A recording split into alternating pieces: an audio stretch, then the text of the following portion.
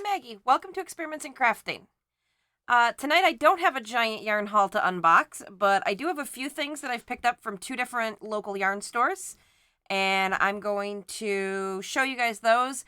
And then I figured we would just take some time and do some question and answers. I'm always happy to answer questions about yarn or about crochet. I'll do my best on other fiber arts related or sewing related things, but don't hold me to much there. I'm not what I would consider myself to be an expert. So, anyway, I've got a couple of things to show, and then I can kind of do a few little updates. I've got my loom. I've worked a little bit with that. I showed you guys right after I got it, and that I had got the warp on, but it only made a very tiny amount of progress. I haven't made a ton of progress. Honestly, I've just been really busy between work and been doing some really deep spring cleaning. So my evenings and weekends have been kind of tied up with just really doing some deep cleaning. So haven't done a lot of crochet or a lot of weaving, but yeah. So I've got that to show, and then I think I've shown you guys a couple times my mermaid, and I've made zero progress since the last time I showed that. So the body is basically attached to the tail, and the hair is still pinned on, and I haven't really done anything. Again, just kind of been busy and not doing as much fiber arts at home as I normally do. So, all right, so take a look at the comments. A couple people saying hello. Welcome to everybody who's talking and who's not. Anybody who's out there watching, welcome. Thank you for joining me. And so at this point, I usually like to do two things. One is ask you guys to start putting your questions in the chat so that we can get to those throughout the stream. They just kind of keep things moving if you've got any yarn or crochet questions. And the second thing is, I know it's a little early in the stream, but if you've enjoyed the streams before and you think you might like the stream tonight, I try and ask people to like the video. It just helps more people see the video as it's being shown on home pages on YouTube. So, anyway, that's that. Val said she likes my scarf. This is, I think it's called the Kaylee shawl from Rachie Newman Designs. It's done in Madeline Tosh sock yarn, which is one of my favorites, and actually I have one over here that I'm going to show you. And it's not Tosh sock. I think it's a DK weight. But it's Madeline Tosh, and it is in sea glass, which is as intensely green as it looks on screen. It is so, it's not really neon. It's just, the brightest Kelly green that I've ever seen. So, I don't know. It's really cool. I like to wear it close to St. Patrick's Day. Green's not really my color, but it looks good at St. Patrick's Day, and so I wear it a lot around this time. But yeah, so thank you. Couple more people I bring it also saying hello. Welcome to everybody who's joining the stream and catching up. So we're going to go through a few of the yarns that I've picked up in the last couple of weeks at two different yarn stores. So I'll kind of sort it out by the two stores. Pull this stuff out.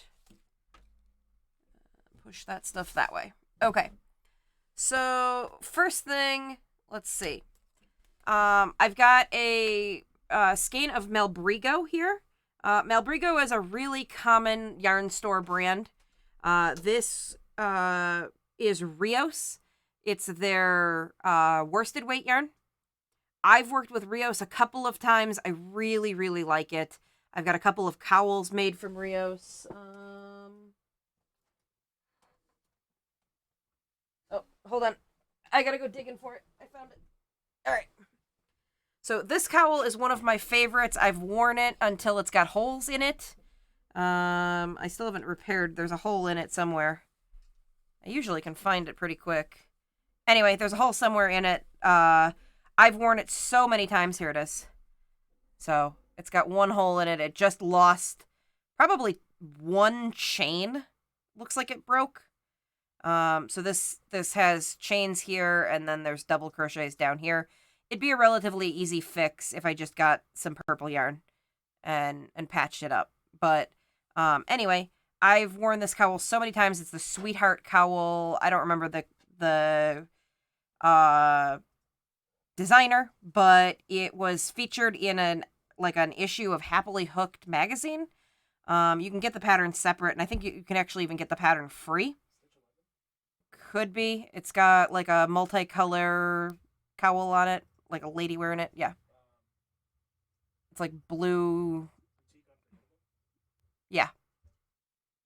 So he was asking me, so he can post the link in the comment section there. So that's the pattern on this cowl, but I've worn this a ton of times, and I really, really love the Melbrigo yarn. It's really held up well. I don't know if you guys can see, but there's almost no pilling on the surface. It's probably not super easy to see. So we're gonna refocus the camera so that you guys can see in a little tighter. But there's really not any like pilling or I mean, there's a little bit of fuzz down towards the ends here. You can see there's like a little bit of fuzz, but like not almost anything. It holds up so well.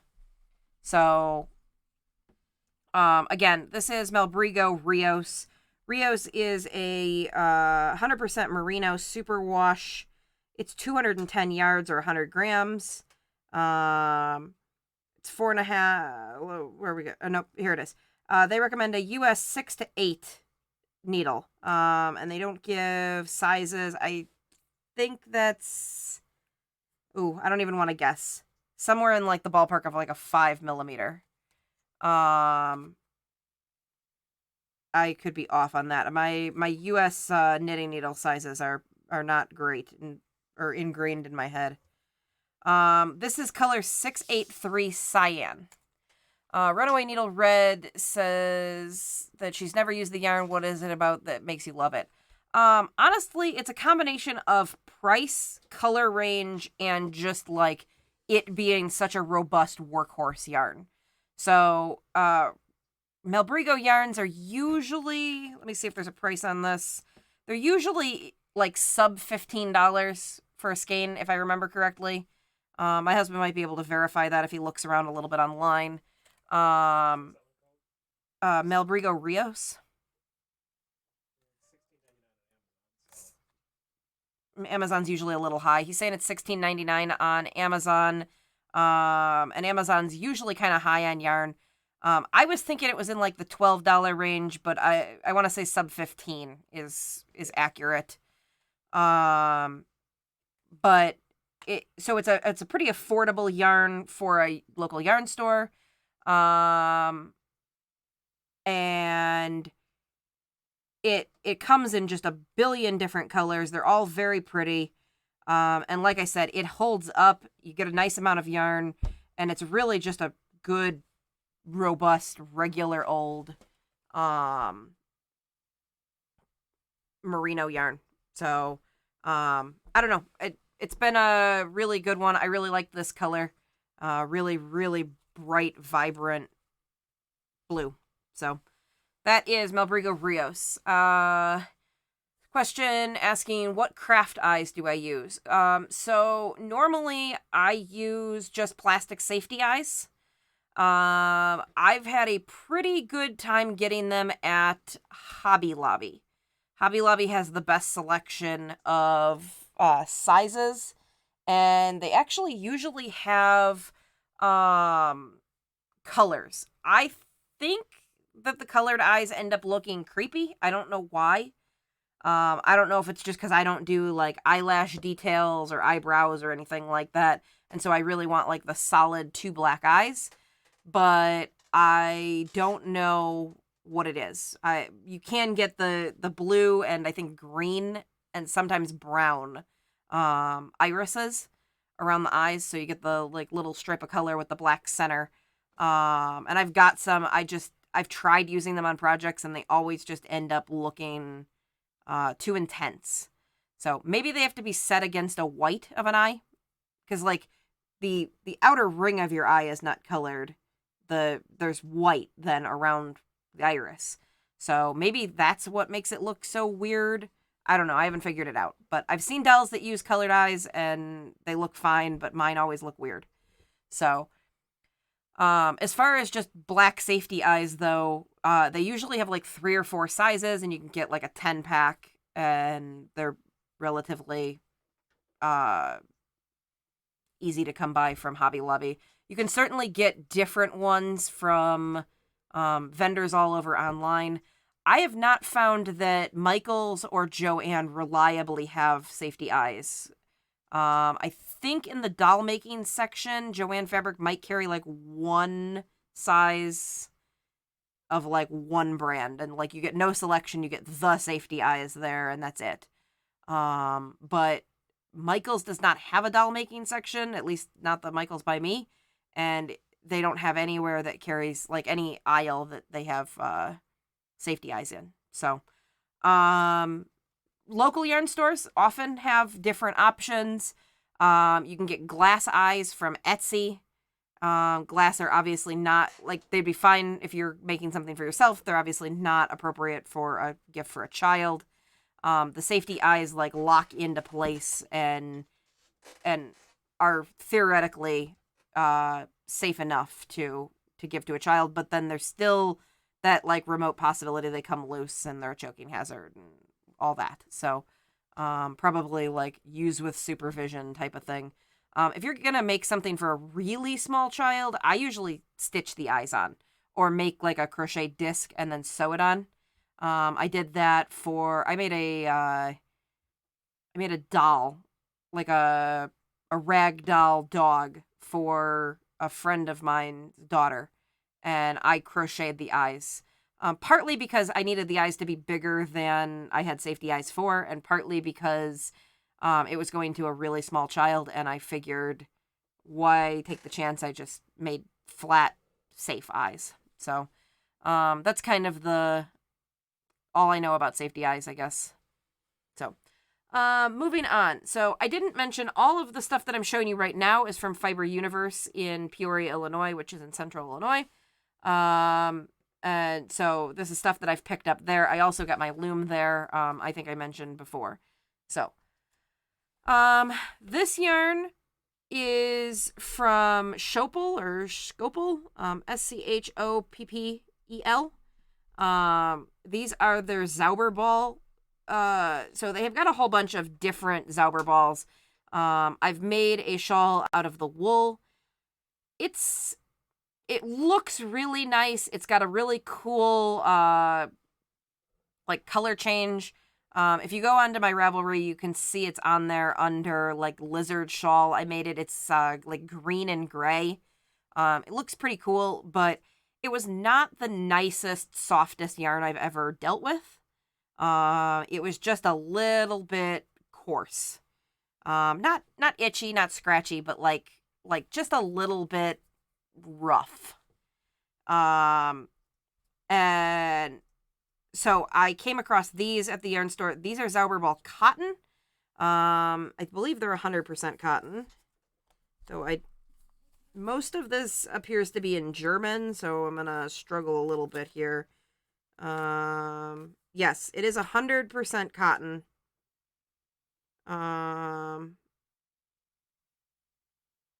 Looks like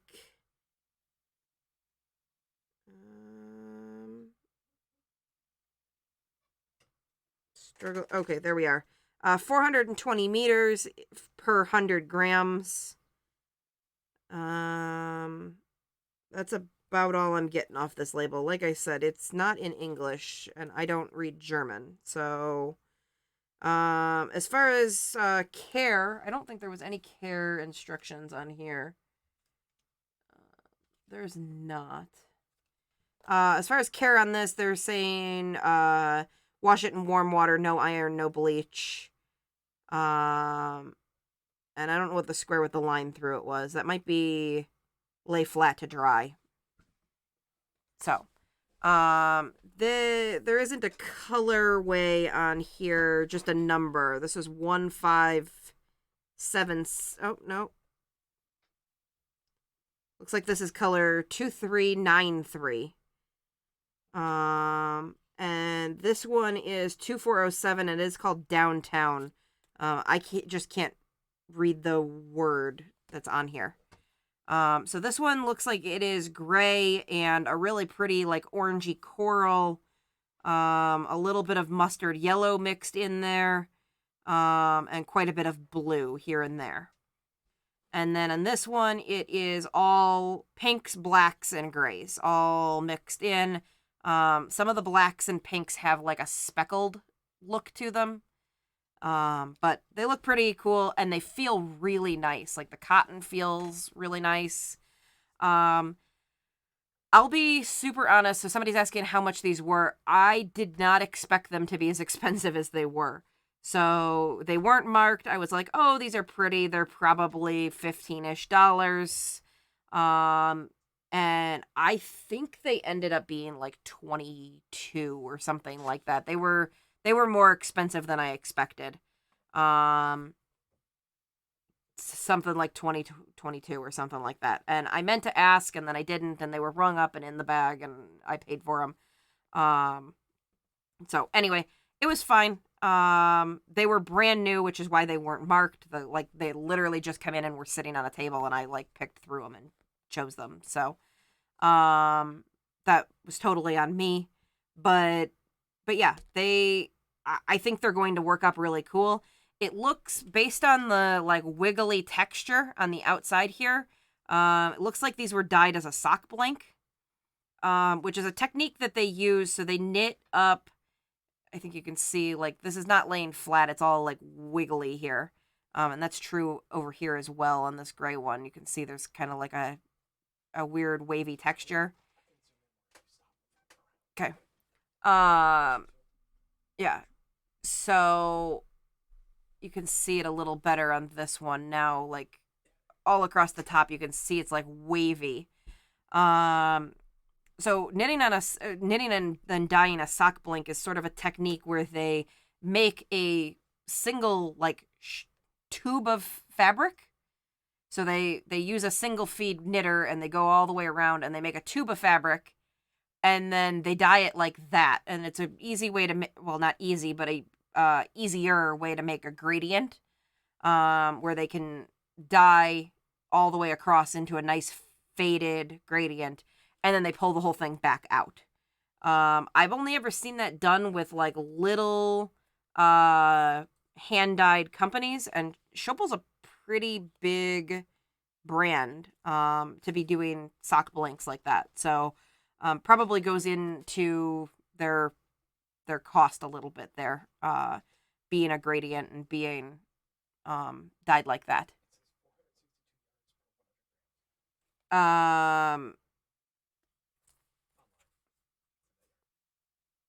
Interesting. It says 462 yards. Okay. So somebody asked how many ounces per ball and how many yards. So it's 462 yards or 420 meters per 100 grams. 100 grams is like roughly 3.5 ounces. Val saying boutique yarns are never cheap and they're usually unique. That's true. So local yarn store brands tend to be more expensive, and often tend to be more unique. So a yarn like this will like ball to ball will be very different, or could be very different. A yarn like Melbrigo is a little bit more, I don't want to say mass produced, but it's not indie dyed, meaning that it isn't like one person in their garage dyeing up yarn. The next yarn I'm going to show you is an indie dyed yarn. And like every single ball that they make or every single skein that they make is going to be slightly different, even if they did them all at the same time. Where like the Melbrigo yarn is probably made like dozens and dozens at the same time in a big kettle. So I'm going to kind of catch up on some comments higher up. I missed a couple. So when did I start crocheting? I started crocheting in 2013, I think. My grandma crocheted the whole time I grew up. She made baby blankets for all of my cousins and just everybody. Everybody got a crocheted baby blanket. And she tried a couple of times to teach me to crochet when I was younger. I am left-handed, and so she thought that I needed to learn to do it left-handed, and we spent a while where she tried to teach me and I just wasn't getting it. Turns out I crochet right-handed, as I sort of believe most people should at least attempt first. I do know some lefties who only crochet left-handed and have tried right-handed and it doesn't work. But I always view crochet as like a two-handed activity, and so you need both hands like participating. And the one that holds the hook, it generally seems easier to follow patterns, especially patterns that are sided, if you hold your hook in your right hand. But I finally just decided in 2013 that I like wanted to learn how to crochet, and I was just going to do it, and it just stuck. I have tried probably like every craft you can think of at some point. There's clay and paint and sewing machines and fabric and scrapbooking stuff like all over the basement. And the thing that really stuck was crochet. And so I guess it's been 7 and a bit years, and I've been crocheting pretty consistently the entire time. So I've tried knitting like a tiny bit. I can cast on and knit a couple of rows, and then I usually make some sort of mistake or drop a stitch, and then I put it aside because I have 1,000 things I want to crochet. And it's sort of like I don't want to spend the time to get good at knitting because I have so many things that I could just be like churning out projects with crochet. So, I don't know, maybe that's not the way I should approach it, but that's how it's been. And then recently, like super recently, I picked up a loom and I've been doing a little bit of weaving, and I'm not yet done with my first project on that. So, there's a question about my favorite size crochet hook. I my favorite crochet hooks are clover hooks. The crochet hook that I personally end up using the most, like if I pick a project, it's almost certainly going to be 100-gram fingering weight shawl. So this is what I mean by that. Like this shawl is 100 grams of yarn. It's a fingering weight, which is a number 1 ultra fine yarn, and you do 100 grams, which is 1 skein, and you make 1 shawl, and that's the whole project. If you get into 200 grams, then you got to add a second ball, and I don't know. I always like about 130 grams in. I'm like, is this over yet? So I stick to 100 grams sort of intentionally because I have a short attention span when it comes to projects. So with that, they're almost always done with a 3.5 millimeter or E hook. I probably have 7 clover E hooks just floating around in various project bags, where I think I have 2 of every other hook. So I would say an E hook is probably my number 1 hook. And then for whatever reason, an I hook seems to be like my second favorite hook. I don't really know why that ends up being that way, but yeah, I think an E hook and then an I hook. So 3.5 and then 5.5 millimeter. Copperpot's asking if I ever lose my crocheting mojo and she can't find hers at the moment and need to get it back. Occasionally I will not feel like crocheting. Usually at that point I start searching through Ravelry. I sort of abandon everything I'm working on it because it usually means that I'm not happy with something. And I sort of abandon ship on whatever I've got and just search Ravelry until I find something that I have to have. And that can be a couple days worth of just searching through.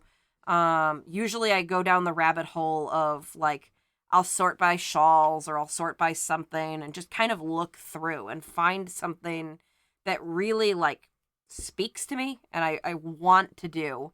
And usually that'll kind of pick me up out of my funk. A lot of times I'll try something completely different.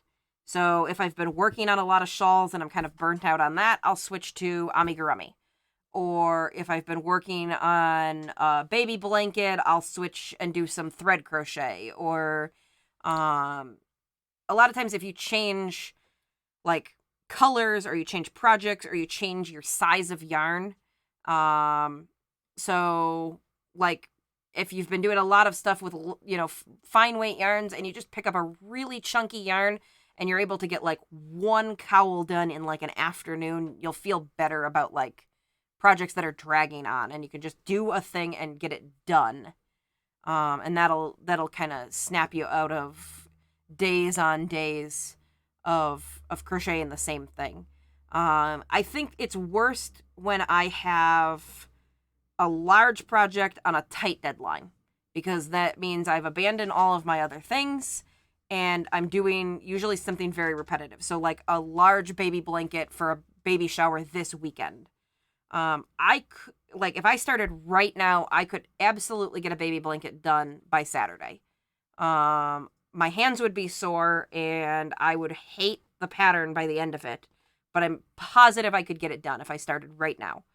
And a lot of times I will do just that. I'll get a call from my mom and she'll say like, hey, any chance you could make this thing before this time? I made a gigantic doily in 48 hours one time. And that was yarn bought, crocheted, blocked, and transferred to my mom inside, I think, 48 hours.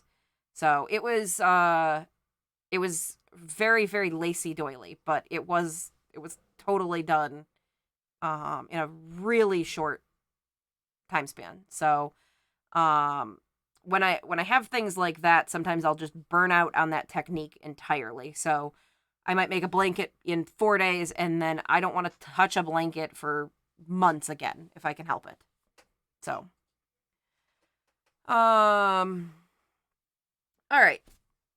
I think I'm caught up on comments. Yeah, I think so. Just a few additional comments in there. All right. So this yarn here is from Knitted Wit. It is a sock yarn. It is a 100-gram ball. It's 80% superwash merino, 20% nylon. It's 4-ounce ball, which is 420 yards. And it says hand wash, lay flat to dry. This is the color Voyagers, again from Knitted Wit. So I thought it was really pretty. I really liked this dark, I don't know, like sea blue. I don't really know what to call it here. It's a really, really deep, dark teal. Almost looks black on screen, but it's definitely teal. And then it had all of these like brighter, there's a purple in here. There's a really bright green, some like lighter, but still bright green, and this really like shockingly bright blue. So it was all colors that I like, and just wanted it, so I bought it. So yeah, that's from Knitted Wit. It's not immediately the softest yarn, but it looks like it's going to have absolutely beautiful stitch definition. So by that I mean it's got a really tight twist and there's not much hair, and it should show a pattern really, really well. So you can sort of see up here that like there's no halo really to speak of. And you can probably almost see the twist in like on screen. Each individual like yarn in here, or like, you know what I mean? You can see like the little twist in there. So it looks like it's going to have gorgeous stitch definition. It's probably going to make a very nice shawl. Or I might try weaving with it. I've seen some really cool things on weaving with like a variegated yarn and then using a solid in the warp and like really letting this show off its colors. So looks very cool. I've got a handful of plans for things that I'd like to weave if I can sort of figure it out. All right, so the rest of the stuff that I got at the yarn store, and actually, part of what I wanted to go there for originally, were these stitch markers. These are locking stitch markers from Knit Picks. Stitch markers are kind of like bobby pins. I think I own 50,000 of them. I only use them occasionally. And I can never find one when I need one, and there's like 100 of them in the carpet of my house. These are my absolute favorite stitch markers. They're from Knit Picks. They're locking stitch markers. They look like a little plastic safety pin. Let me see if I can open these up. Apparently I cannot. They look like a little plastic safety pin, and they're flexible enough that they don't break. I got some Susan Bates stitch markers. They look exactly like this, but they are made of brittle plastic. So, oh, these are like stuck. There we go. All right. So when I actually close this, it takes a little bit. Go zoom back in. So when I close this, I get a little bit of resistance, but it's not terribly difficult. Like, I can push this like I can't do it without blocking. But I can push it pretty far, and I can twist it, and I can turn it, and I can do whatever I want to it. The Susan Bates ones, just, if you push them a little bit too far, like to there, that didn't help. You know what I mean? Like, if you just push it a little bit too far, they just snap and break. So, sorry I can't show really well. They're a little bit too hard to push with one hand, or with getting my fingers out of the way there. I need my thumb, and it blocks the view. But yeah, I don't know. These are my favorite. I like that they just come in the 2 colors. I don't need like 50,000 colors, because then I have this tendency to make patterns or only want to use them in some meaningful way. So that's just me. I think those are like $3.99 a pack or something like that, $3.50 a pack, something in that ballpark. And then I got a couple of these sewing needles, yarn sewing needles. These are from Hiya, Hiya. And they have these bent tips on the end. And I love these. But again, they have a tendency to wander off at my house. So, and by that I mean I don't put them away when I'm done with them. But yeah, just yarn needles. I do like these because they are colored, and I can choose one that contrasts with the color of my project. So if I'm working on something purple, I'll grab a gold one. If I'm working on something, green, I'll try and choose a color that I can see really well. And then it makes it a little bit easier to see where you're going when you're sewing. If you always have silver, if you work on something gray or you work on something light, sometimes it can blend in. And just, it's kind of hard to see what you're doing with your stitches. Let's see. Helen joining the stream. Welcome. Thank you for joining us. You missed some of the yarn, but I've got a little bit more from the other yarn store. So for the other stuff, you can catch it on the replay, but you'll get to see some stuff. Let's see. Are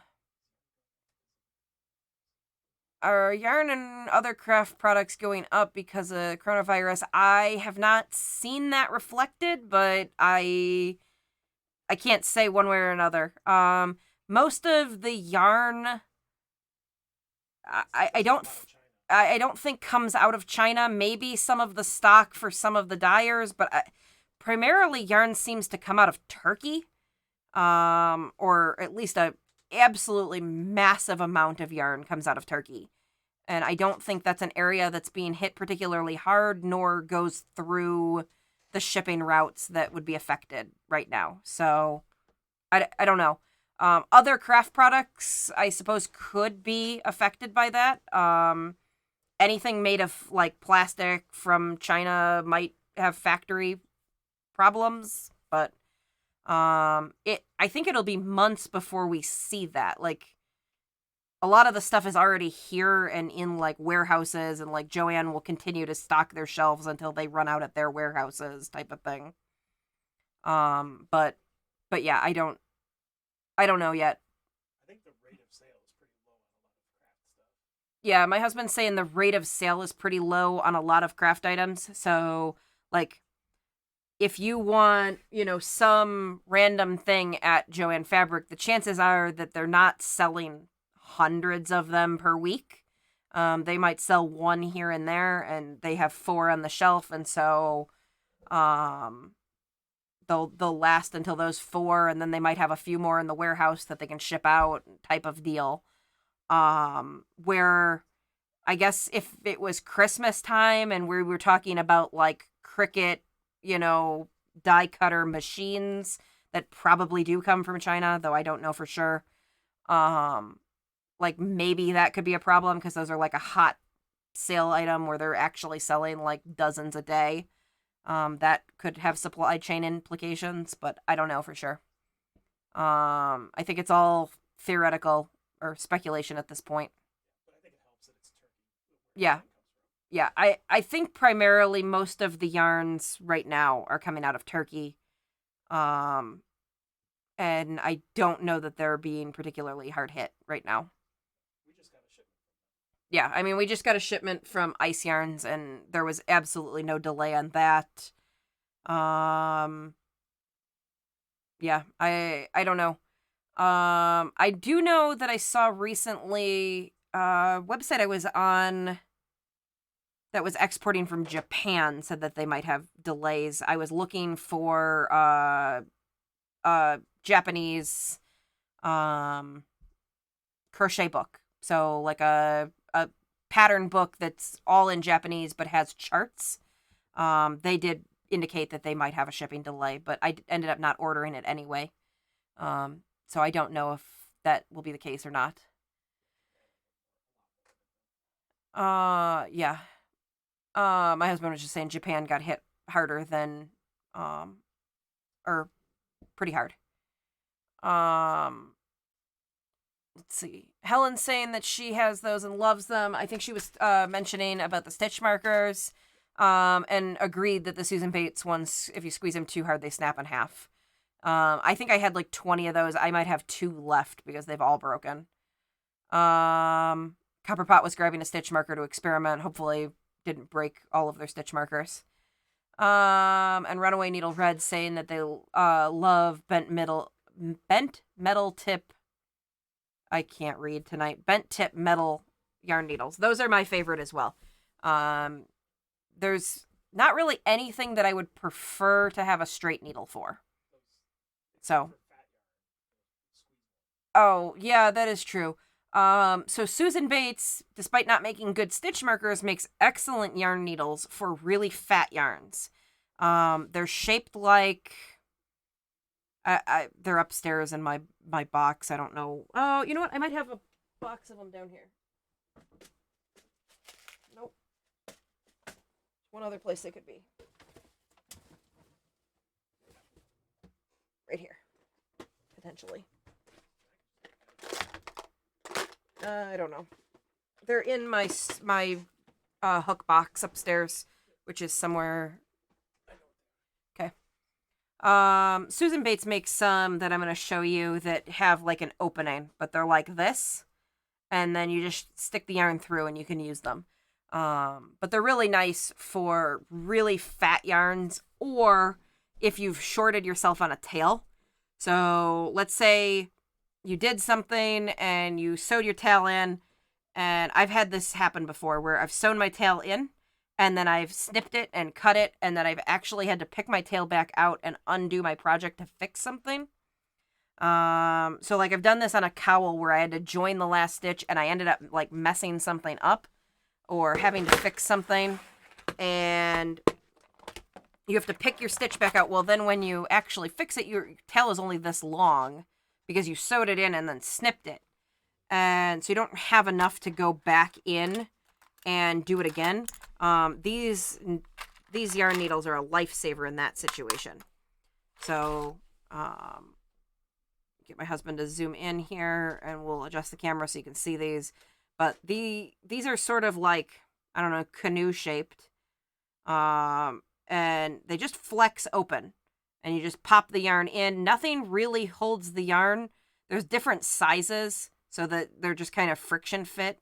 I think they come in a set of 5 and the tiniest one is super tiny. There it is. My needle case got spilled. So it's all over the place here. In my crochet hook box, I've got a little container that holds all of my yarn needles. And it's spilled into the box. Almost got the tiny one. It's slippery. All right, there's the whole set. So that's the whole set, and all you do is pick the size that is just a little bit too small for your yarn. So like this would be appropriate for a fingering weight yarn, because you just want it to just hold on to your yarn a little bit. If you put a fingering weight yarn in this one, it would just fall back out immediately. So this is for like a chunky chenille number 7 weight or number 6 weight. This one is for more of a, I don't know, like a number 5 weight. This is more appropriate for like a worsted weight.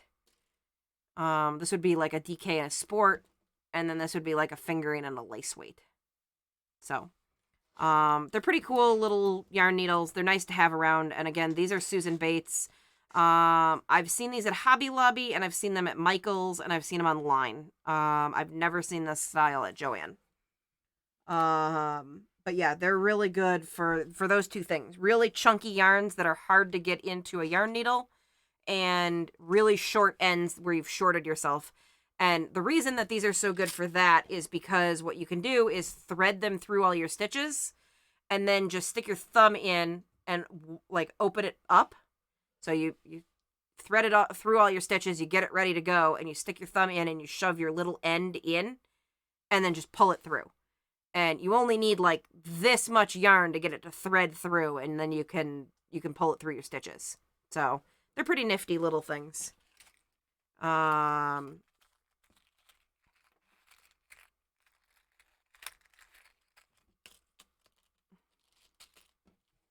This is one of the Susan Bates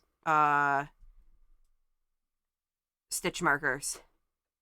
And I don't think you can see it, but there's a bunch of little stress lines on this end over here. Where it's... Well, it's... I don't know that's necessary, but it... there's like there's a couple little stress marks in here where if I push on this, it's probably going to snap. So, it's just it's a different plastic, and it's a little easier to move than the purple ones. But if you push it just a little bit too far, they just crack right here. And like I said, there's like a little stress line right there where it's going to snap, like if I do this 2 or 3 more times. So I'm going to leave it alone. Last couple things that I bought at Fiber Universe was new fiber rinse. I had a little bit of soak left, and I don't know if it's spilled or what, but I know there was a little left in the bottle, and now my bottle is empty. So I bought this. I bought the bottle of soak like 4 years ago, and with all the shawls I've made, with everything I've blocked, it could have even been longer than that. It was like a bottle this big. Like, no joke, this big around, I don't know what, maybe 8 ounces. Or 12 ounces tops. It was probably not as big as a can of pop. And you just use like a teaspoon every time you block something. And with all the shawls I've made, it took me that long to use it up. Unfortunately, about a week after I bought it and had used a bunch of it, because I had a whole bunch of shawls that needed to be blocked, which is why I bought it in the first place, I decided I really hated the smell of it. It was the yuzu one, and it smells really nice in the bottle. It smells nice while you're blocking it, and then it left this like weird smell for like 3 days after you washed it, which might have been pleasant to other people, but something about it was just off-putting to me, and so I like had to like hang my shawls for 3 days after they were done blocking to until I could wear them because the smell bugged me, and it went away in like one wear. It didn't stay around all that long, but I could just smell it for like days after I blocked it. So I bought a really small bottle, which will probably last me like a year, of Euclin this time. It's lanolin enriched concentrate with grapefruit oil. This came in a couple of different scents, one of which was lavender. I always say I really wish I liked lavender. So many things are lavender scented. I hate lavender. I don't know why, but I want to like lavender and I just don't. So I went with grapefruit. This smells really nice and just has like a light citrus smell. I'm hoping that'll be okay. I could always go with unscented, but unscented things with lanolin always smell like sheep to me. And like I know why, because lanolin is from sheep, but they just smell a bit dirty to me. Lanolin just has kind of an oily musk to it. And if you don't cover it up with something, it smells like dirty sheep. So, at least that's what it smells like to me. And maybe others don't mind it, but that's what I associate that smell with. So it smells like raw wool and it smells like lanolin, because it is. And so this has a little bit of grapefruit smell in it, and it smells pretty nice. And then the last thing I bought was this crazy pom-pom. I don't have a project in mind for it, but it was too fun and purple and blue and pink to leave there. So I haven't worked with a pom-pom that has like a tie like this before. But all of the ones that I just got from Ice Yarns and this one have the tie style instead of the ones that I normally use. I actually bought these when it's Bonton, Carson's, Bergner's. They were all like the same store. We have Bergner's around here. Bergner's went out of business, and these were made for shoes. I'm not really sure why you'd want pom-poms on your shoes. But on the inside here, there is a elastic band and a little jump ring.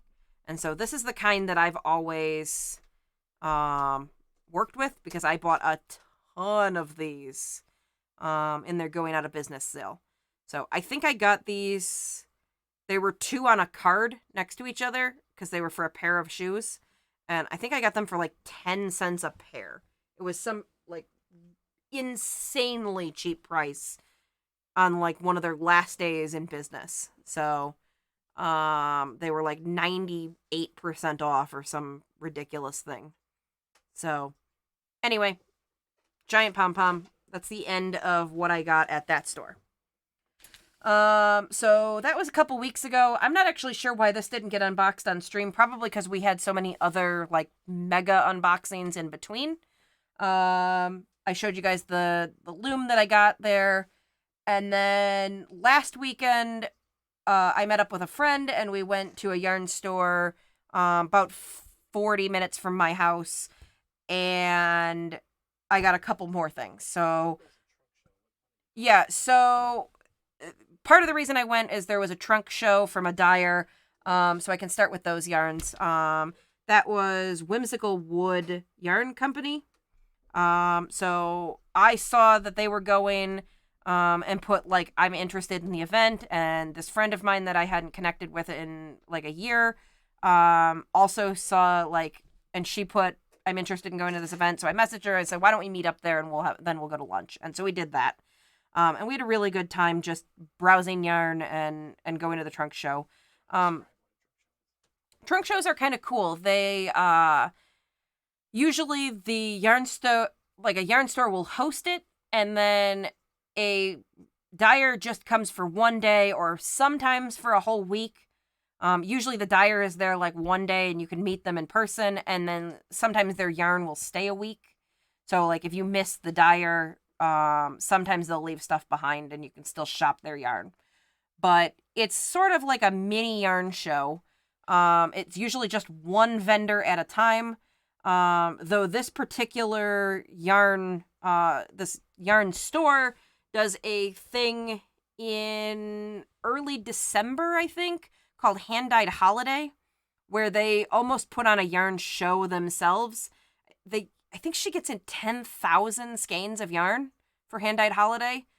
It's some really insane number that you couldn't think possibly would fit in a yarn store. But I think she gets in 10,000 skeins of yarn from 6 or 10 different vendors, plus what she orders from other vendors who are not actually there. And does a huge trunk show on one day, and all the dyers are there, and it's all set up, and you can barely move in the place because there's so many people and so much yarn. It's really, really cool. I should mention the name of the store is Les Moutons Rouges Knittery, which I believe means the red sheep.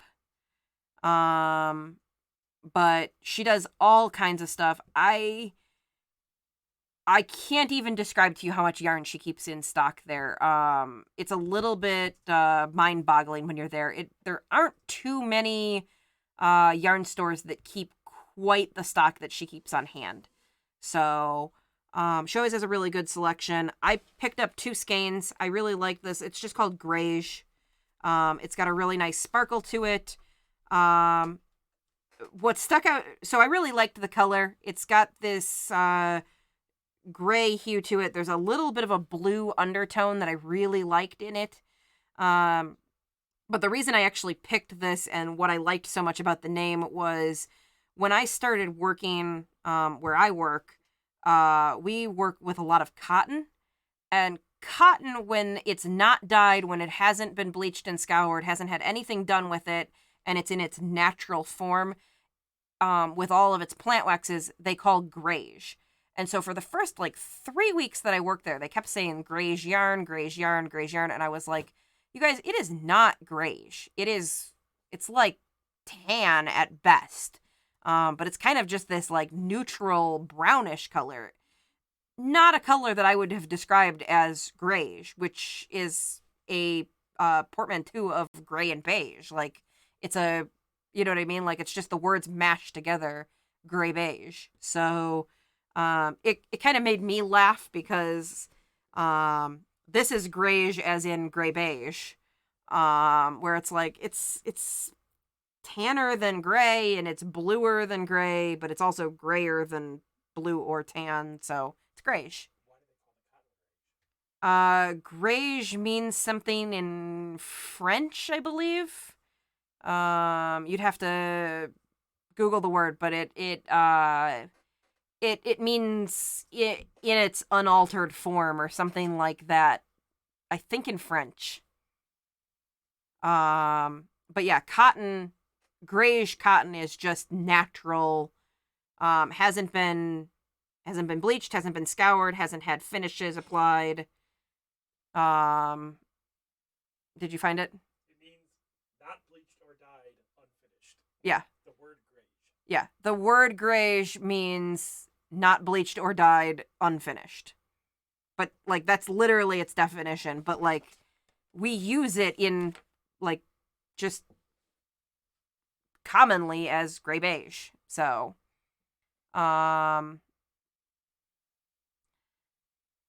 yeah, so Val's saying gray beige equals taupe or khaki. Sort of, but also not. Those are browner than greige. There's a gray hue in here that is hard to describe. So anyway, they're greige. And it made me laugh because it made me think back to the beginning of work where I did not understand what was going on and why. So I guess the other piece of context there is when I started, I was one of, I don't know, 20-something employees, of which I think I was the 3rd female to join the team. And so it was a whole lot of men saying greige, greige, greige. And I was like, why did you guys decide that this was greige? It is not really that gray. Meanwhile, I didn't understand that what greige actually meant was undyed natural yarn. So, I thought it was a really odd choice for men to have decided to use the word greige, which is not really a, I don't know, I think of it more of a crafty, like, you'd call that like a paint color on the wall. It seemed more of a feminine word to use in my mind. So I thought it was an odd thing when I started. So anyway, the other thing that I bought while I was there, I really, really hoped to find a skein of a discontinued color from Madeline Tosh. So Madeline Tosh makes a line called Tosh Sock. It is an incredibly high twist yarn, which means that it, like I was saying over here with this yarn, you could really see the twist in the stitch definition. Tosh Sock has the most amount of twist that I can even think of with any sock yarn. This is not their sock yarn. This is Tosh Sport, which still has a lot of twist. You can see the twist really well when it's just laying here. Each yarn, or like the yarn, has just a really high amount of twist. I really like that look. I don't know why, but I like high twist yarns. But Tosh Sock has this really nice look to it. I've liked working with it before. I bought a skein called Mandala, like 4 or 5 years ago, something like that. And I made a shawl, and I gave it to my mom. And since having my hair re-dyed with a little bit more teal, I really wish I had that shawl. But Mandala has been discontinued as a color. And I was hoping I'd find one just like in the back of a row at the yarn store, but I didn't. So I bought this because I really liked it, and I really like Madeline Tosh, and I had planned on buying something. I actually have since bought a skein of Mandala. I actually bought 2 skeins. So Ravelry actually has a feature if you go into a yarn. So you go to your yarn page and you look up a yarn, and so I put in Madeline Tosh Sock, and then I went to the colorways. So you go to the yarns page and you go to the colorways. If I thought about talking about this, I would have shown you guys, but maybe I will next week. You go to the colorways, and then you can see what's in people's stashes. So you can go, like, here's all of the yarn that people have taken pictures of, and here's all of who owns it. There's a little feature over on the side where you can sort by willing to sell or trade. And if you click that box, it shows you if there's anybody who's listed it for sale. Like they own it and they're not all that attached to it and they're willing to sell it, or they might be interested in trading it for something else. And there were 4 people on there that had it for sale. One person had 1 skein. Another person had a partially used skein, which sometimes comes in handy. Like if you've just run out and you need like this much, like you just need a small ball to finish off a project, you can go on there and look and see if anyone's selling like 10 or 15 or 20 grams of a leftover ball. And a lot of times you can get it for a good price because they just have this little bit left over and they don't know what they're going to do with it. Because sometimes you end up using an amount for a sweater and you don't really, like, what are you going to do with 20 grams of yarn? It's not really enough to do anything with but like an accent piece. So you can offer it to sale and maybe somebody really needs it to finish off a project. So I found, so one person had one person had a partial, and then one person had 4 skeins for sale. And so I asked to buy 2 of those 4, and that's in the mail. So hopefully those show up and they're what I wanted. From the pictures that she had and from the pictures that I had, it's exactly what I'm looking for. So anyway, I will probably have some of that to show next week. But this is Tosh Sport. Tosh Sport is 100% superwash merino. Looks like it's 270 yards or 240 meters. It's a 100 gram skein. It's a number 2 fine weight or sport weight.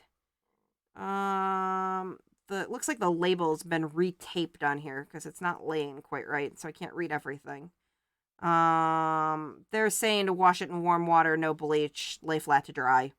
That's pretty standard instructions for yarn that they want you to take care of. So pretty much anything hand dyed is going to tell you to hand wash it and lay flat to dry.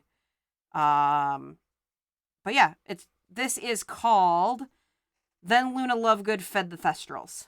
So it's a Harry Potter reference, which I assume these bright pinks and blues are sort of to represent Luna Lovegood, and these dark grays to represent the Thestrals, is kind of the imagery going on here. So, Thestrals being these like scary flying horses that only people who've seen somebody die can see, or something like that. They're dark animals, so I assume that's where the dark gray with the bright pink is coming in. But it's pretty cool yarn. I really liked it. I liked all the dark grays and like blue grays in here, and then like the pops of pink. So I'm pretty excited to see how it works up. Sport weight yarn is not something I own a ton of, but is a really nice size for making cowls or fingerless gloves. So there's a lot of patterns that call for sport weight yarns for that type. For 100 grams, 270 yards, you're getting close to a DK weight, really. So they're calling it a sport weight, but it really probably is closer to DK weight. So, let's see. Copperpot says that she's also not a fan of lavender, which I mentioned earlier that I was not a fan of. And Val says that specialty yarns have some of the most striking colors worth every penny. I 100% agree. I really like hand-dyed yarn. And if it's in the budget, like, I absolutely agree. It's definitely worth the money. A lot of times you get what you pay for. So you get really nice merino, or sometimes you get a little bit of cashmere in there. You get yarns that hold up really well, and just bright, vivid colors and really fun combinations. The only thing I would caution you about, or like, not you, Val, but like people watching, is when you pick yarns that have like really crazy colors going on all over the place, sometimes you have to think about how they're going to work up. For example, this was absolutely beautiful skein of yarn with like this pop of blue, and it worked up a little weird. Not to say that I don't like this shawl, but I don't wear it as much because it looks to be like, yeah, like electric purple camo, which we've seen some in the stores. It reminds me more of like the puffy sweatpants from like the 90s. The Zubaz pants, my husband's saying. I really love purple. I really love teal. These just worked up really strange.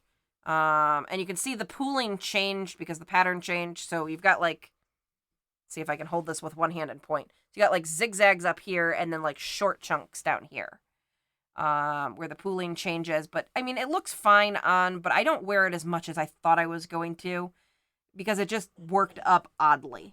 So it's a little difficult to tell how yarns are going to work up. And as you get more experience with picking them, you can sort of figure it out. It's one of the reasons I love Ravelry,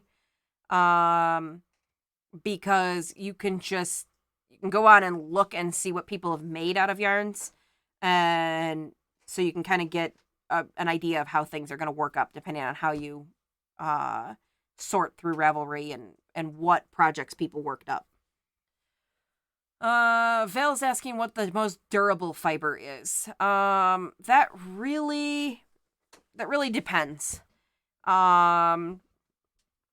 It depends on how you take care of things. It depends on what the item is that you're making.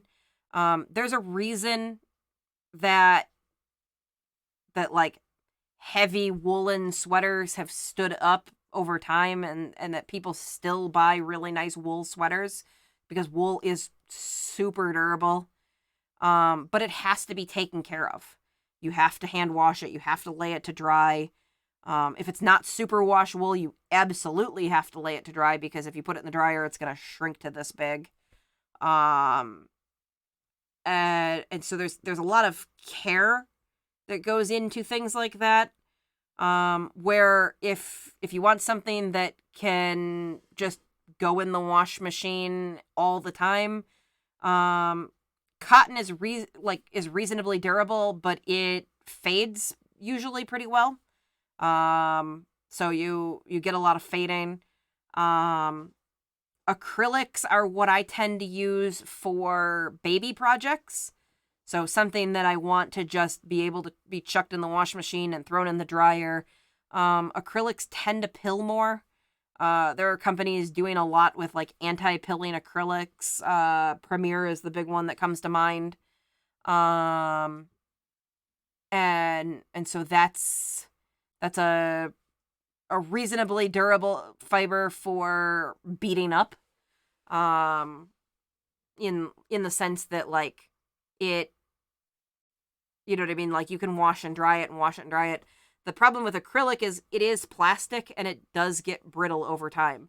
If you've ever been in a Goodwill or a secondhand store and felt any like hand crocheted item that's on the shelf, they all don't feel great. And part of that is a lot of them are old and donated old plastic, and plastic technology has gotten better, but plastic doesn't age well.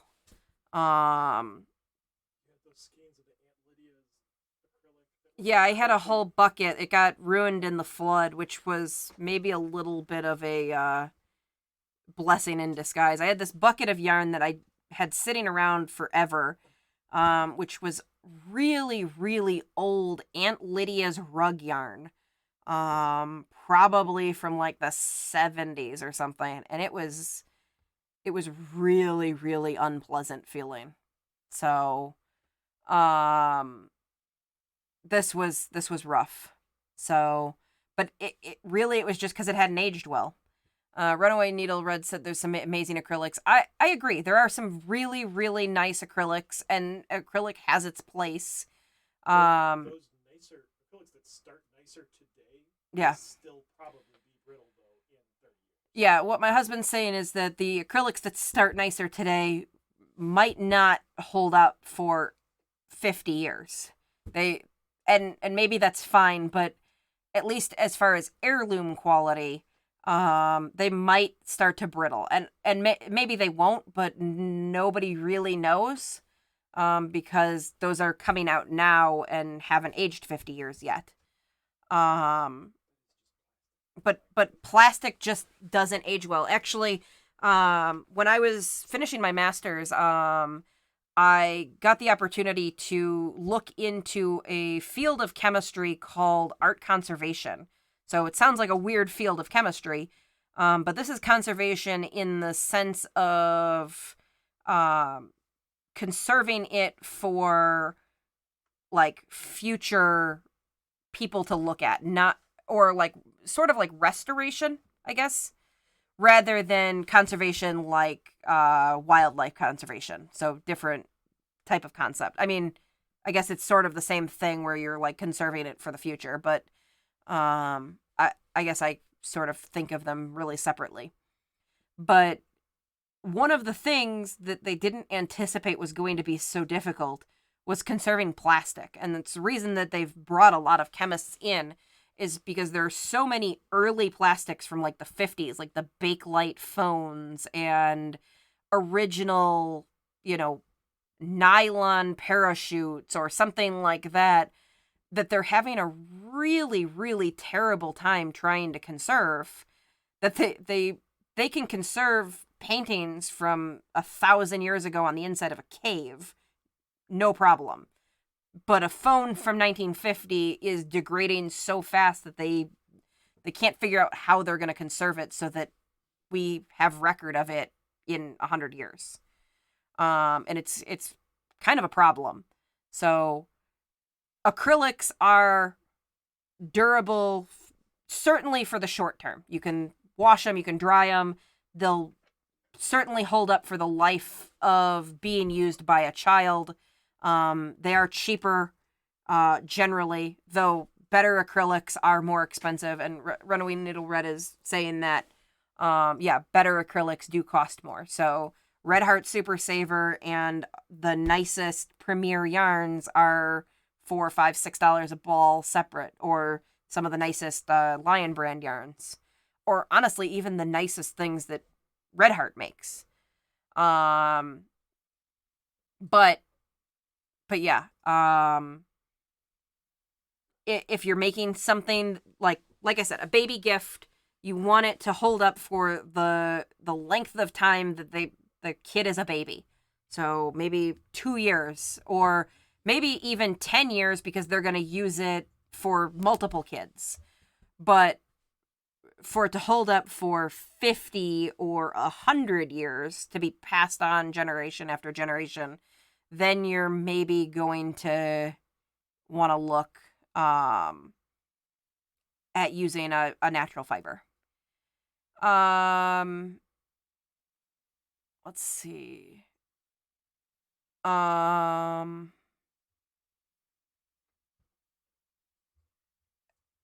Vel's wondering about how natural fibers were created in ancient times. Pretty much the same way that they're created now. I mean, obviously we have mechanical advantage there, but you're just cellulose from plants. So It was flax, linen and flax in Egypt. So my husband's saying linen and flax. Flax, well, linen is flax. They're the same fiber, or same thing. They're just terms used interchangeably. I think linen is actually, it's flax until it's woven into fabric, and then it's linen, or like made into fabric. I don't think so, because everything comes in labeled flax at work. So, I think it's flax until it's fabric, and then it's linen. But yeah, in the case of linen, I think they have to soak the stems in water, and then they split them open. And if you've ever split like a plant, there's some that are real fibery inside. Like, even if you think of like chopping a tree straight down, there's all these like fibers straight up. Well, if you soak those in flax, you can get like this, like, nasty. Yeah, they. Rotted it by floating it in the Nile. Okay, so he's saying that they rotted it while. Combed it on basically like a spike board, like for the wool. They would comb it until it was like a big ball of fiber fluff, Mm-hmm. and then you spin it like normal. Okay, so what my husband's saying is, and I think he's right.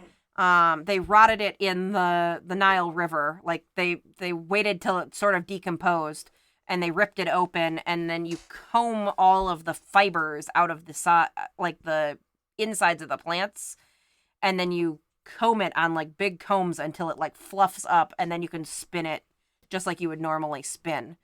It's why like papyrus and Egyptian papers were like, that's why we learn about them in school and stuff, because they were better than other parchment and other plant-based everything. Pre-1950, everything was natural fabrics because plastic didn't exist. So you're talking natural rubber, or natural plant fibers, cotton, linen, or flax, wool, things like that. So if it was made before 1950, it definitely was natural fibers. If it was made since about 1960, it could contain plastic. Between 1950 and 1960, it's kind of a toss-up. But yeah. Val's asking if she's the only one amazed by that. Absolutely not. And that's probably a combination of my husband's knowledge, possibly from video games. But accurate ones, historically accurate ones.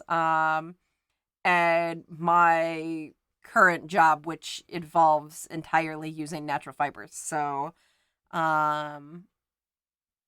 that it there's a reason to use plastics, and then there's a reason to use natural fibers. And on a short time scale, it probably doesn't matter if you use a really nice acrylic versus a merino wool that you have to pay 3 or 4 times as much for. But if you're making things that you want to last for generations, it's worth investing the extra money up front, knowing that merino or cotton or things like that are going to be more expensive, but going to hold up over time.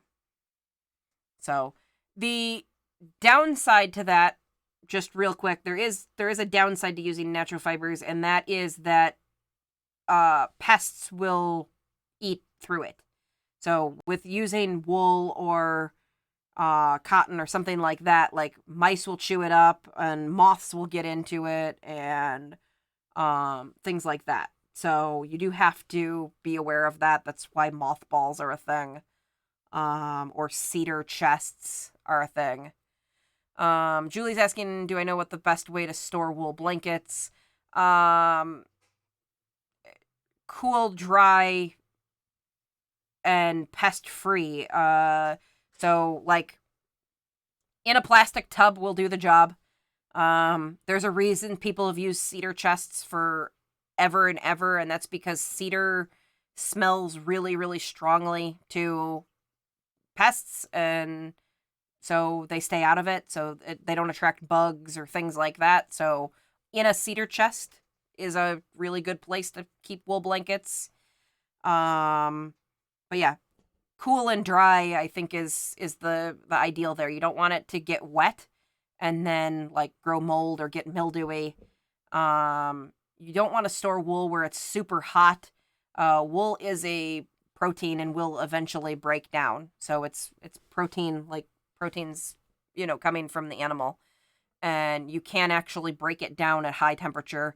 Probably not temperatures that you would experience like at your house in the day-to-day, but like maybe don't keep it in the hottest room or like in the attic where it's going to get 50 or 60 degrees hotter than anywhere else in your house because it has no air conditioning and it's in the top of the roof.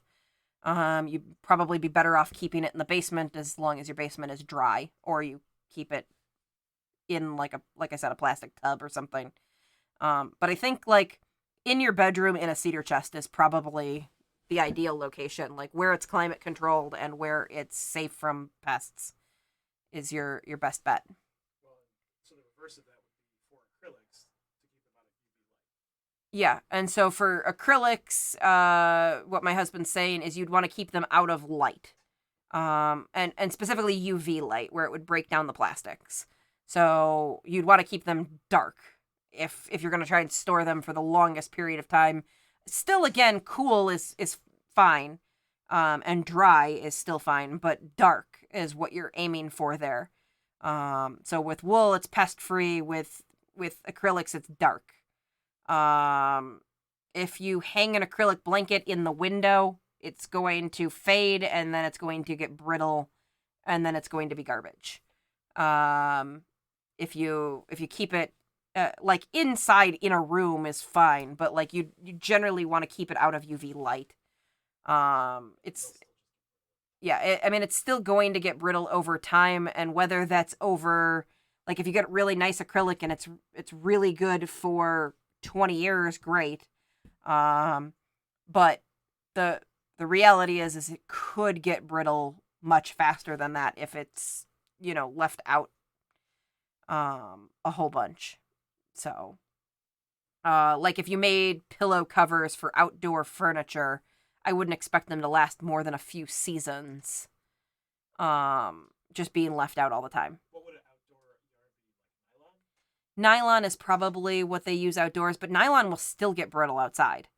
There's a reason that you have to replace tents and like umbrellas for your patio set, and like even your patio chairs. Most people take in the winter, so like half the year they're stored. Like even your cushions and stuff like that, those are all going to be nylon, but they're still going to. The sun's not good to anything really. I mean, you wouldn't really want to hang a heavily dyed wool blanket either because it's going to fade as well. It just isn't going to get brittle. But the sun's not particularly friendly to anything, like including us. Like, doesn't do good things to your skin. Doesn't do good things to anything, except maybe plants. But yeah.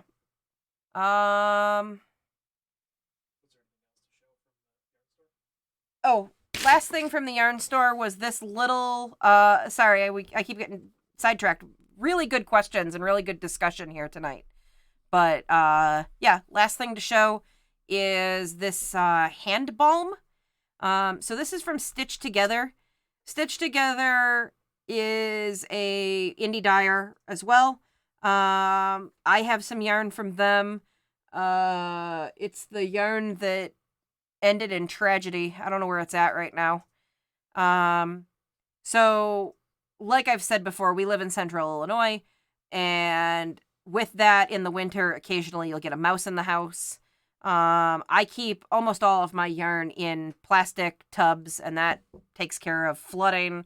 I think we have a basement flood, I don't know, once every 6-7 years. We get the perfect storm of events where it's pouring rain and we lose power. And then the basement does get water. We have a dewatering system otherwise. But occasionally you also get a mouse, and we got a mouse, and all of my yarn for the most part is stored in plastic tubs. But I had just been to the yarn store and I bought a bag of yarn, and the mouse got in there and bit through like this way across some yarn and just severed all these little yarns. And I thought, well, the vast majority of it must still be intact. And I started trying to ball it up, and then I spent 3.5 hours like untangling it, because once I was like an hour in, I was like, it can't be that much longer. And my husband told me just to stop and throw it away, and he'd buy me new, and I just kept at it, and then he helped me out with it. But I think realistically it took the two of us like 3 hours. And so I've got all these balls of yarn from Stitch Together. So I don't know how their yarn is. I haven't actually used that ball. But while I was at the yarn store this last time, they had this hand balm from Stitch Together. It is made of beeswax, shea butter, mango butter, lanolin, vitamin E, and scent. And this is the Rebel Rose scent. And if I open this up, it's just like a giant lip gloss, or like a Burt's Bees. It's just a beeswax stick, and it's just meant to go on like sort of like deodorant. You just rub it on, but it feels so nice once it's on. It's like I said, it's beeswax and shea butter and lanolin. Lanolin again from sheep. It's lanolin is really waterproof. And it just does a really nice job of like covering up and like sealing up some of the little cracks. I have psoriasis under one fingernail here, and for whatever reason, the cuticle on that same finger is always like really brittle and cracks and breaks. And I've been putting it on there a bunch, and it is much, much softer now. So I've actually really liked this. It was $10. I think it's going to last a really long time. There's quite a bit in here. I've pushed it up really far. It doesn't really want to go up again, but it's this deep. So, because like that's where the little push thing is only a little ways in. So it's a pretty good amount there. I think it's going to last a really long time if I don't lose it first. Huh? Yeah, or the dog eats it. Probably won't eat it. I got that beeswax stick for doing. Oh yeah, she did chew up a beeswax stick one time. She probably won't chew this up. It smells pretty weird. Yeah, I really like it. I think it reminds me a little bit of Victoria's Secret Love Spell, which is sort of the smell of teenage girl locker rooms where everyone is just bathing in Love Spell. There's always these jokes about boys like taking baths in Axe body spray, but they clearly didn't go to school with a whole bunch of girls who just bathed in Victoria's Secret body sprays. Like, it was just as bad in the girls' locker rooms. But anyway, I think this vaguely smells of Love Spell, but like a little classier version. So, I guess a little bit more grown up version. It's not as intense, and it doesn't stick around for very long. They also had an unscented version of this. I still thought it smelled like Dirty Sheep. It seems like a little bit of scent goes a long way in covering up the smell of lanolin, but if you use no scent, it just smells like musk and sheep. So, if you happen to order this online, I would avoid the unscented one and get one of the other scents. Pretty much all the other scents were pretty nice. I didn't hate any of them. But yeah, so that is that. That's all I got at the yarn store. I finally finished off what I was doing over there. Belle says that beeswax and lanolin sounds like a good mix. It is a good mix. It's been really nice on my hands. They feel much better. The humidity around here, it finally has been raining, but the last week it was really warm for the time and super windy, and so the humidity just tanked around here. And my hands just dry out so fast when it's not humid. So it's been helping to have that. And then Runaway Needle Red is saying, I wonder why acrylic yarns are not made with recycled materials. Primarily because acrylic is a bit different than the plastics that they recycle. So your plastics are generally polyethylene, which they can make like they make it into like water bottles, and then they can recycle that, but it gets recycled into polyester. But I know acrylic and polyester are slightly different. But the reason really is that the market's not demanding it. I believe nobody's demanding recycled content yarns for crochet.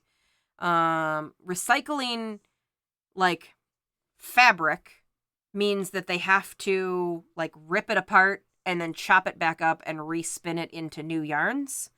There are people who will de-knit things.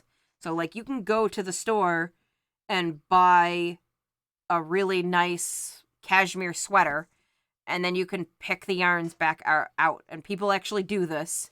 You cut off like the edge banding and you get a hold of the yarn and you just unravel the whole sweater, and then you make something new out of it. So that's like true, like reuse a product or upcycle a product. But like on the commercial scale, like you actually have to take the used item and grind it up. And what that means is, so I should back up a step. When you take fiber and spin it, it's held together with friction.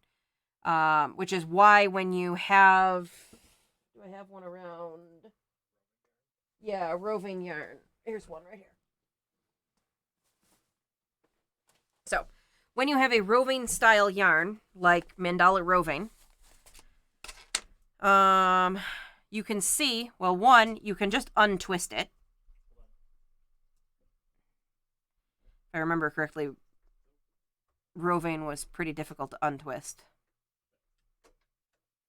But, see if I can get it to untwist. So, you can just untwist it. I think it's got a different type of twist or just incredibly long fibers. There we go. So you can just untwist it and you can just pull the fibers out. And you can just keep combing this out until you get like individual fibers. and they're all a couple inches long. Well, if you imagine taking this and running it through a blender, they're all going to get way shorter. And as they get shorter, they get weaker and harder to work with. And this is something I work with on a day-to-day basis.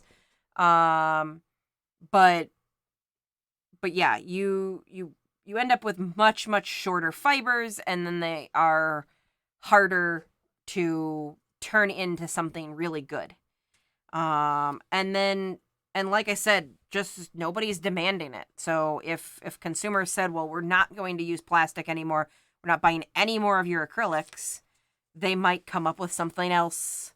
And since we all as consumers, myself included, don't demand that, they're just going to keep selling acrylics. The recycling process, I don't know how expensive it is at that size yarn. But there are whole companies in the world that make their living in collecting up used garments and shredding them up and turning them back into yarn that can be used for other garments. It usually has to be blended in with new fiber, but yeah, I mean, it's a thing that's done around the world. There are companies that do it better and worse than others, and there are companies that really are pushing the envelope on how much, like what percentage can be recycled versus what percentage has to be new. And there are companies using recycled content. Lion Brand is the only one that I can think of off the top of my head. But I think there are a couple that I've seen that use recycled plastic, including a sewing thread. The Gutermann sewing thread. I've got some from recycled water bottles. So they've got recycled sewing thread. Retweed and Re-Up both have recycled content in them. Re-Up supposedly has recycled cotton, and Retweed has recycled tweed, which they don't specify what that means. Because tweed is not a thing. It's like a style, or like you can't recycle. I mean, I guess you could recycle like tweed pants, but you don't recycle, like, tweed's not a thing that's listed on an ingredient list. So I don't know what recycled tweed means, but it's probably either recycled wool or recycled plastic. But yeah, the end result is that there isn't a demand for recycled plastic yarns. So they're just not making them. But yeah, so I don't know if they would be affordable or not. I don't know at that scale where they would fall. But yeah, Re-Up and Retweet are both reasonably affordable. Re-Up is actually pretty cheap. I feel like people were complaining that it was expensive, but it's not really. I don't think I've paid more than $1 a ball for it. Yeah, I mean, they're small-ish balls. I think they're 70-gram balls, which seems a little smaller than normal, but I don't know, $1 doesn't really seem unaffordable, pretty much no matter how small the ball is. Like, even if it was a 50-gram ball, like, for $1, I don't think I would balk at that anyway. So, anyway, that's all I've got to show you guys. Really good conversation tonight, and hopefully everything I said was right. I think it was, but don't quote us 100% on the flax process, but I think that was accurate. Flax is a really interesting thing. It's really just a weird fiber. It's so I was showing you, like, I picked apart those fibers. Flax is super, super long fibers, and so it's really, really strong.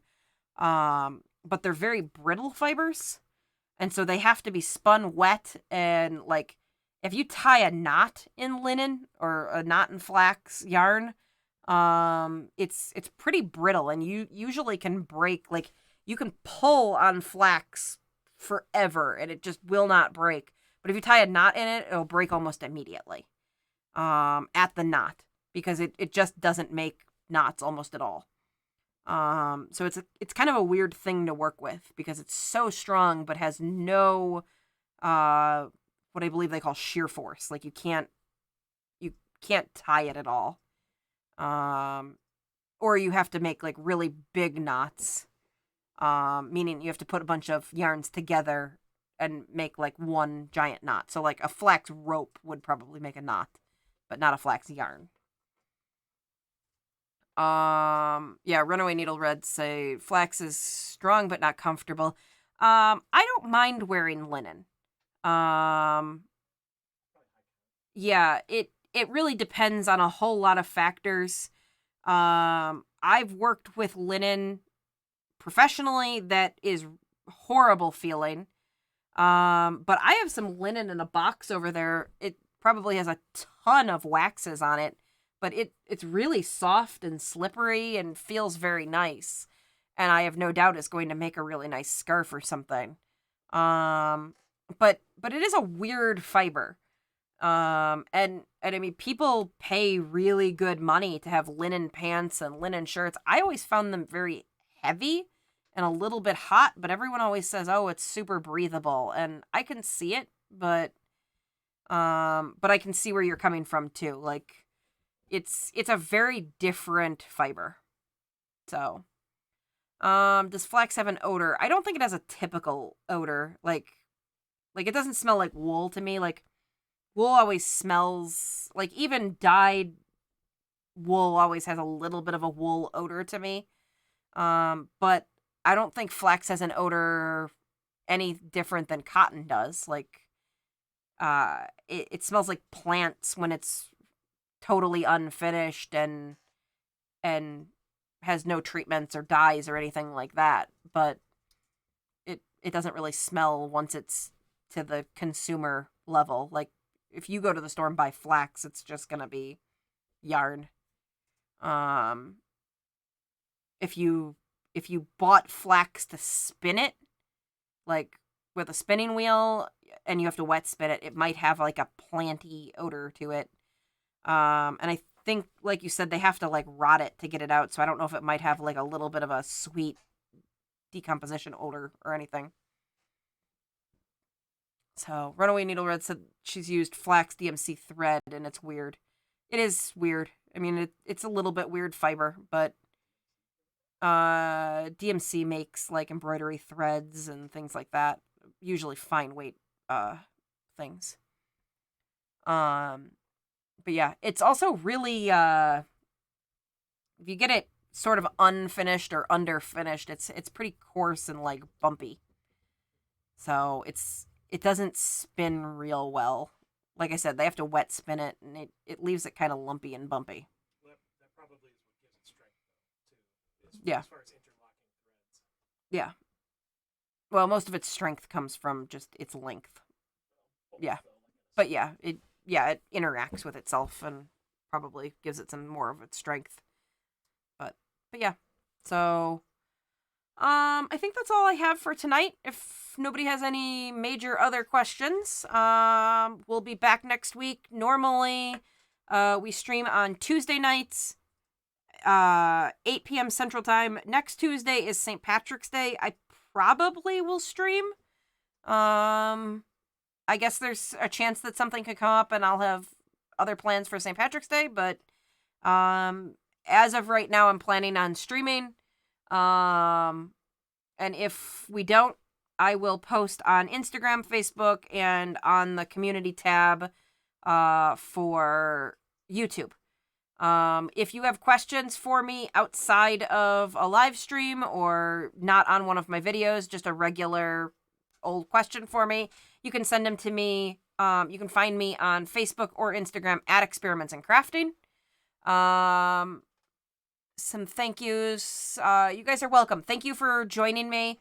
I really like having conversations like this. I get to pull some knowledge out of the depths of my brain in some cases, and some stuff that I use every day at work, but doesn't really translate into normal conversation with just any old person that you meet on the street. So getting to talk fiber at work and then getting to talk fiber with fiber enthusiasts is kind of fun. So and it makes for good conversation, and I don't know, I enjoy it. So but yes, you can find me at Experiments in Crafting, Facebook, Instagram. You can always ask me questions there.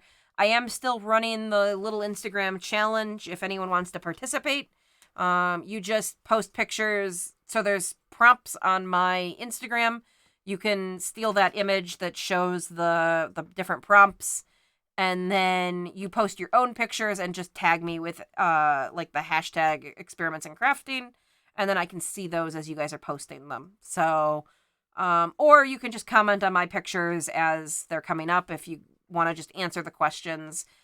Usually I post something myself and then say, what's your favorite this or least favorite that, or whatever the topic of the day is. So I haven't posted today's. Today's is to post a picture of a project in timeout. And so I've got actually like a wall of projects in timeout over there, all separated out, meaning projects that you worked on for a while and you just were like, I have to set this aside and do something else. So I've got a handful of those just hanging out off in the wings, and sometimes I go and pick one off the wall and finish it up, and sometimes I just leave them there for a year. So depends. All right, well, thank you all for joining me. I hope to see you next week. And like I said, if we don't stream, I will let you guys know ahead of time on Instagram, on Facebook, and on YouTube. So have a great rest of your week, and see you next week. Thanks for joining me. Bye.